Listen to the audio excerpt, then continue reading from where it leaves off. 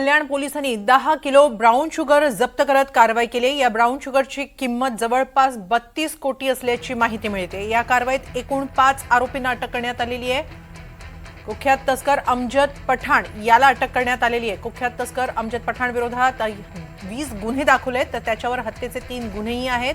Drug तस्करीचे 15हून जास्त गुन्हेही दाखल आहेत। अमजद पठाण हा आंतरराष्ट्रीय टोळीचा सदस्य देखील आहे।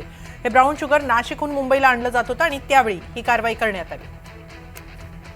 कल्याण शहरामध्ये मोठ्या प्रमाणावर जी ड्रग विक्री करायचा प्रयत्न काही आरोपी करत होते।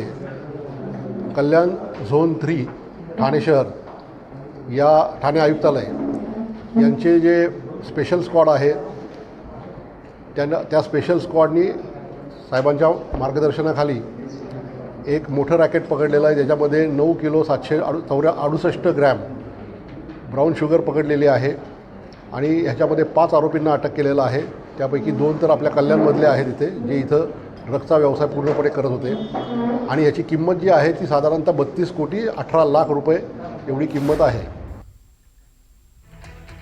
याबाबत अधिक माहिती घेऊया आमचे प्रतिनिधी अमजद खान यांच्याकडून। अमजद, कल्याणमध्ये एवढ्या मोठ्या प्रमाणात ही तस्करी पकडली जाते, काय नेमकी व्याप्ती आहे या सगळ्या प्रकाराची?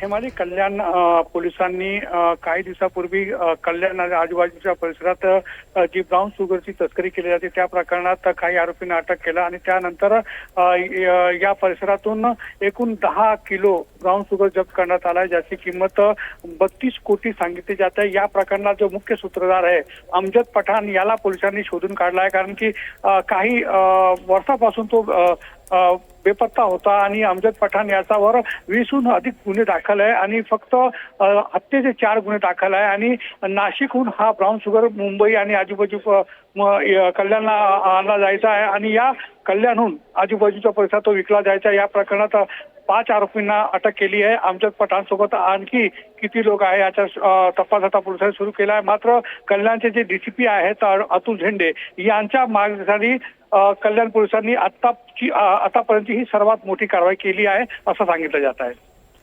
नक्की, धन्यवाद अमजद, आपण दिलेल्या या सविस्तर माहितीबद्दल।